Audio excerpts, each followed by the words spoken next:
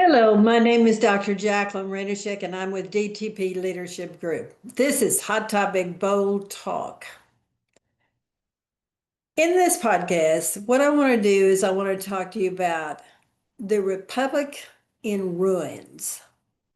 No kings, no compassion, and then the battle to rebuild American democracy.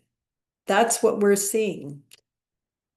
And in some of my podcasts, what I do is I tend to go through and name a bunch of stuff that's going on because it's very hard to keep up with all of what's happening.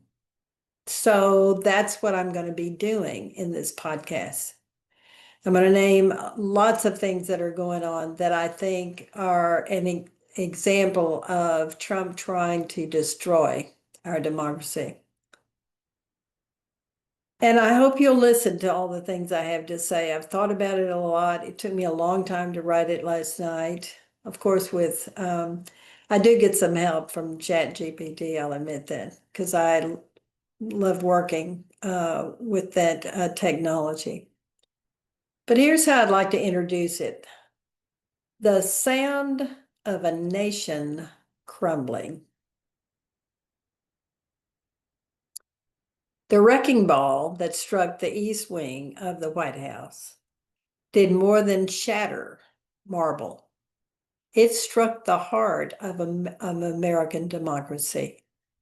Dust rose from the rubble, swirling in the cold October air, as if the ghost of history themselves were protesting the violence being done to the soul of the Republic. I don't know how many of you visited Washington, D.C. and looked at the Capitol, but the East Wing usually symbolizes civic decency, diplomacy, and humanity of governance, and it was reduced to white stone. Americans watched in disbelief, many unable to process what they were witnessing. The symbolic erasing of the principles that had anchored the nation since 1776. This was not an act of renovation. It was an act of desecration. It was the accumulation of years of moral decay and political cruelty.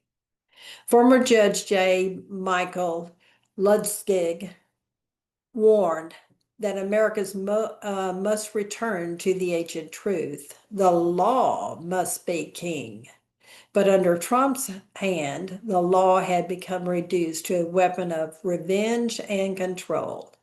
The sound of collapsing walls was more than construction.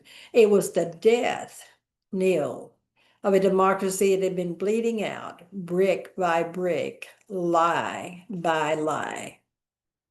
For nearly 250 years, Americans prided itself on being a nation that could withstand anything: civil war, economic collapse, even insurrection.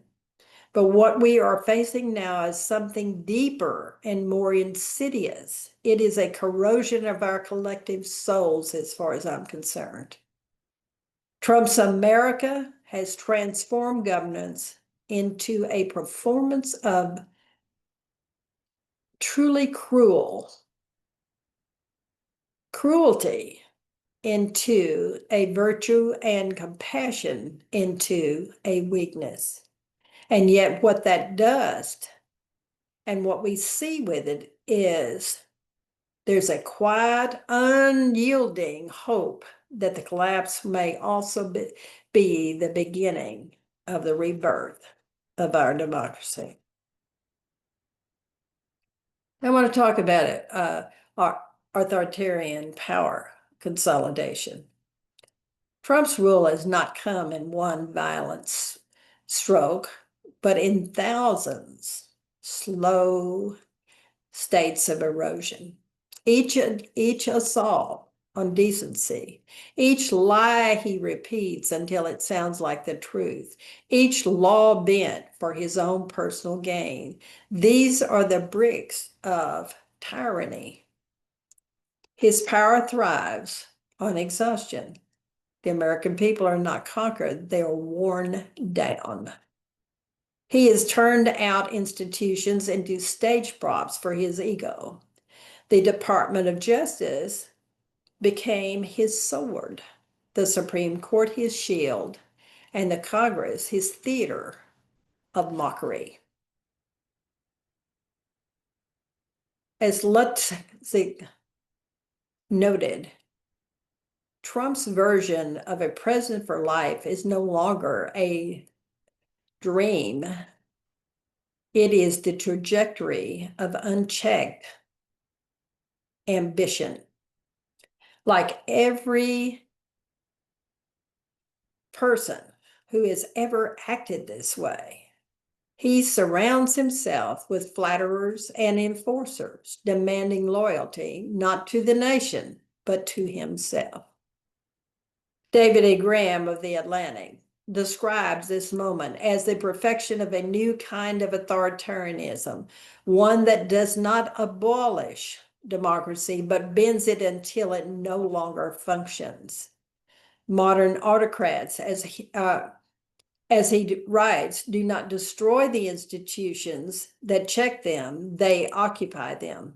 That is the quiet genius of Trump's movements, I hate to say. It is true.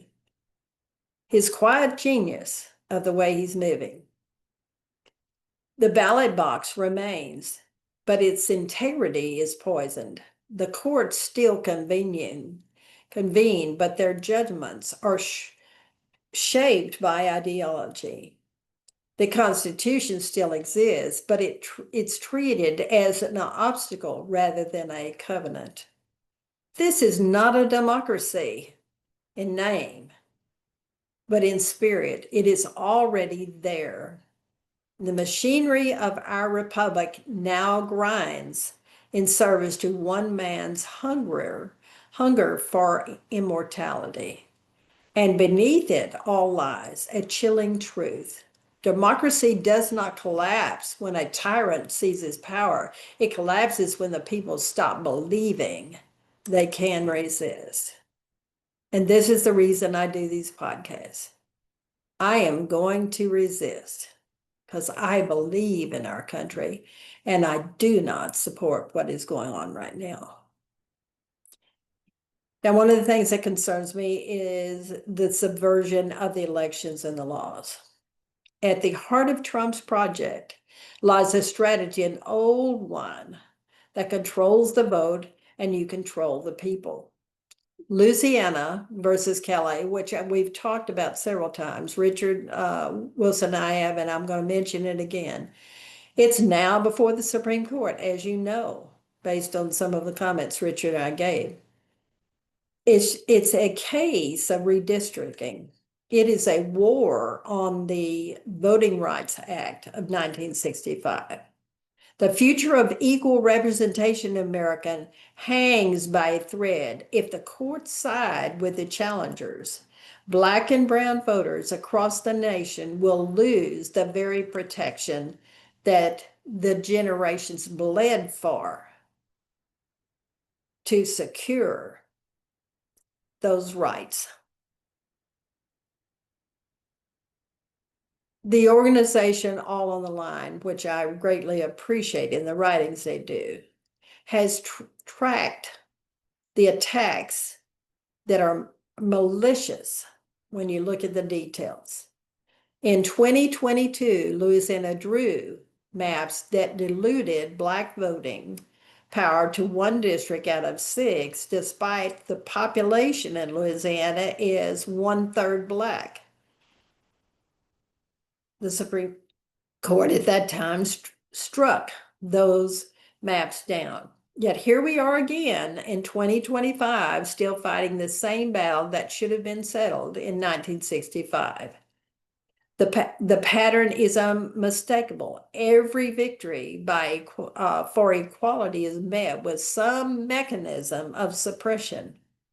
Meanwhile, under Trump's directive, the Department of Justice began demanding that the states turn over complete voter rolls, including sensitive personal data like driver's license numbers and Social Security numbers.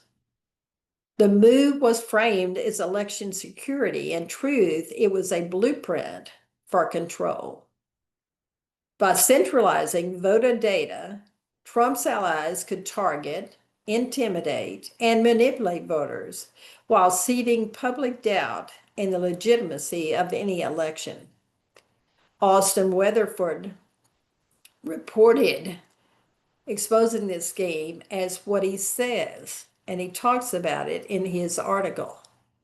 A data-driven coup masquerading as patriotism. What's at stake is not merely the outcome of one election, it is the survival of free elections for all of us.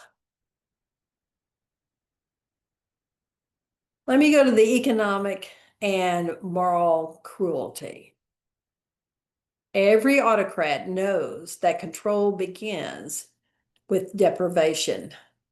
Trump's decision to block food assistance to millions of Americans during the government shutdown was a moral atrocity disguised as physical restraint. The U.S. Department of Agriculture had $5.5 billion in emergency funds to feed families. It refused to use them. The justification? Bureaucratic, whatever you want to name it. The reality? Deliberate cruelty. New York Attorney General Letitia James said it plainly, there is no excuse for this administration to abandon families who rely on SNAP as a lifeline. Nearly 42 million Americans stand on the edge of hunger, including children, veterans, and elderly. It was a political stunt waged on empty stomachs. In a country of abundance, starvation becomes public policy with Trump. This is what tyranny looks like in a suit and tie. It does not announce itself with soldiers in the streets, but with memos written in sanitized language that hides acts of moral violence.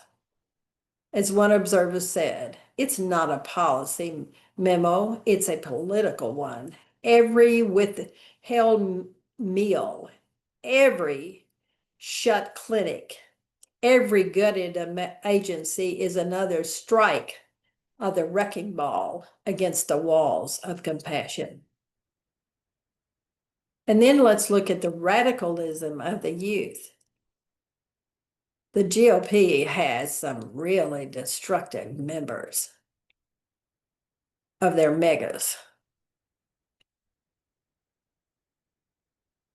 If democracy dies in darkness, then Trumpism is teaching the next generation to love the dark. The revelation of a young Republican chat group filled with Nazi rhetoric, I love Hitler, gas them all, were not an aberration. It was a confession. The poison that Trump released into the bloodstream of American politics has spread to its youngest followers.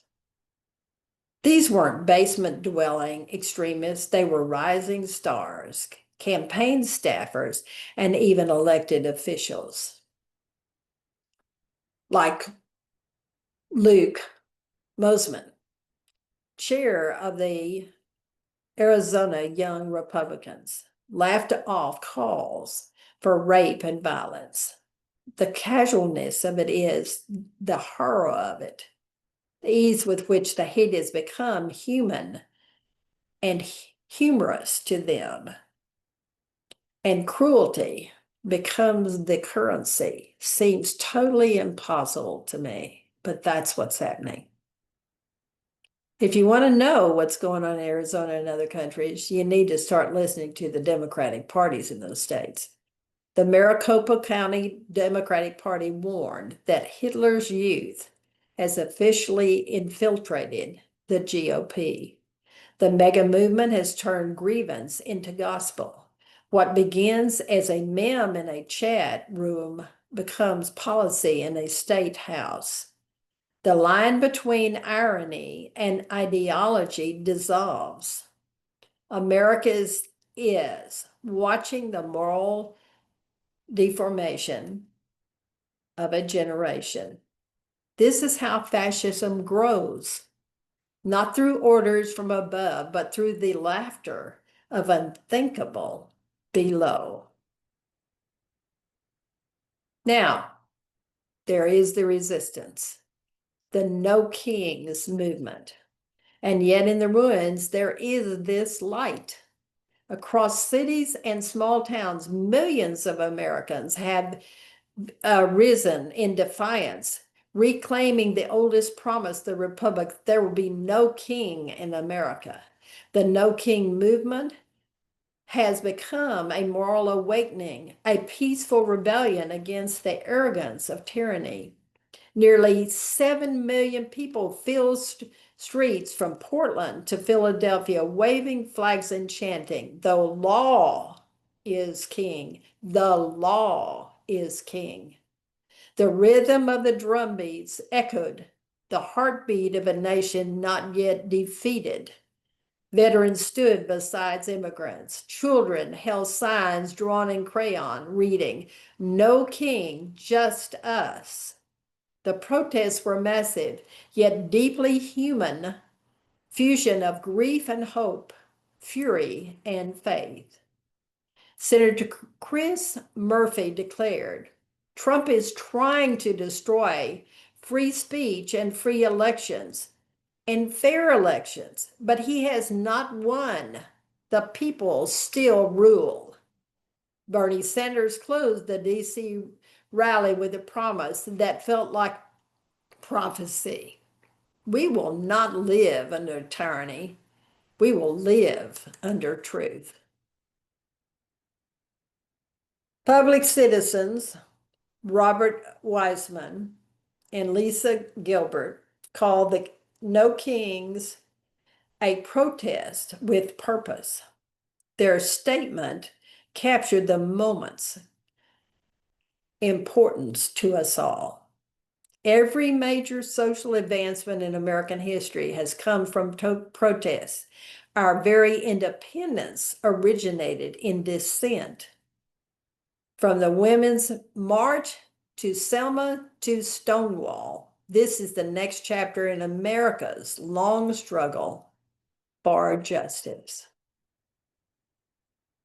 Now, I read a great article that has 10 things citizens can do to rebuild the republic. And you know, I try to find a new reference every time to give y'all ideas. Some of them are repeated in this, but there's still ideas of what you can do. Refuse unlawful, corrupt demands. When authority asks you to betray your conscience, answer with courage. Visibly bolster the rule of law. Support the judges, the journalists, and public citizens who defend democracy on the front line. Unite in opposition. True patriotism is shared purpose, not blind allegiance. Stand together across political lines. Democrats and Republicans together. Harness economic power. Let your dollars speak your values. Boycott the corrupt and invest in integrity. Preempt election manipulation. Protect the process. Fund voter protection networks and push for transparency. Organize your community. Democracy begins on the street where you live. Build coalitions rooted in care. Shape the story. Refute the propaganda. Tell the truth in your words, actions, and in the art or whatever way you can. to express what is true. Build bridges and democratic alternatives. Link arms with those who believe in freedom, even if they differ from you. There are many Republicans that believe in freedom. They may not be megas, but there are many Republicans, and maybe some of the megas are now seeing what is going on here, and they don't like it. So don't ignore anyone. Make an effort to talk to each person. If you get into resistance with a mega, then you can decide to just say, I'm not interested. Your resources are, you don't give me any resources. All you do is do blatant comments, because that's basically what they do.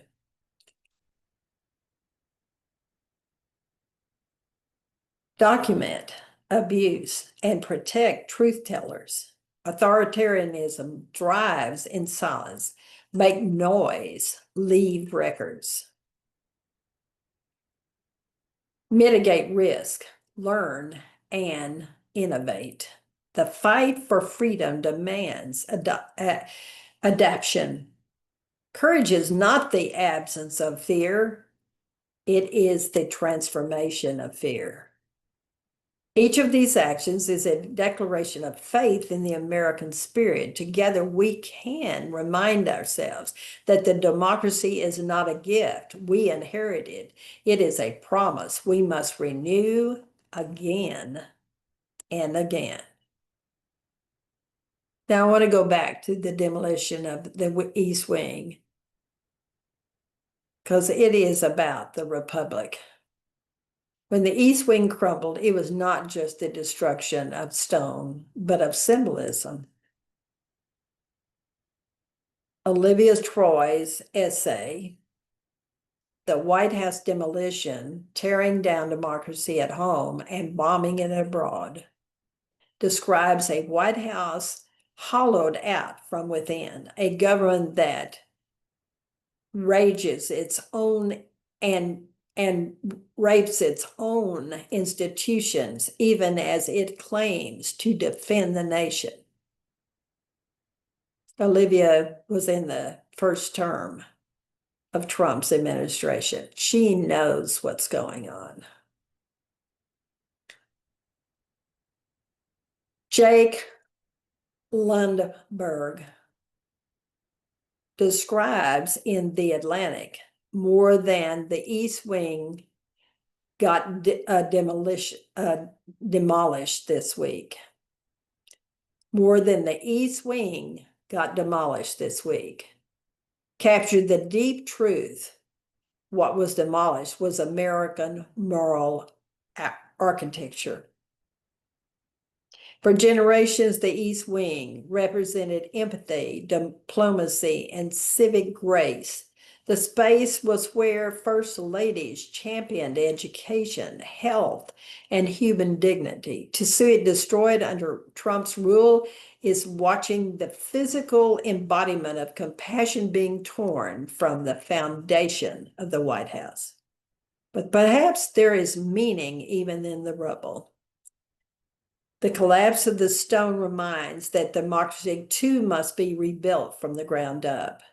The Republic has always been a work in progress, an unfinished revolution. We are its builders and its guardians, and now its rescuers. As Ludwig reminds us, if America is to endure, the law must once again be king, or the king will be law. So let me conclude this podcast with the following. Let's make this republic a second founding. The story of America has never been one of perfection. It has always been one of perseverance. From the ashes of the Civil War to the ruins of economic depression, we have risen because we believe that the freedom was worth fighting for. Today, the fight is upon us again. We are the generation called to complete the work our ancestors began. The East Wing may have fallen, but its memory can guide our rebuilding. The No Kings movement has lit a flame that cannot be extinguished, but it burns through the darkness of fear, lighting the pathway to renewal. Our founders freed themselves from monarchs. Now it falls for us, each one of us, to move ourselves out of the shadows and the darkness. The choice is ours between silence and courage, between decay and rebirth. And I'm deciding on courage and rebirth. And when the dust settles, let the world see this truth. The people kept faith with the Republic, and the law once again became king of America.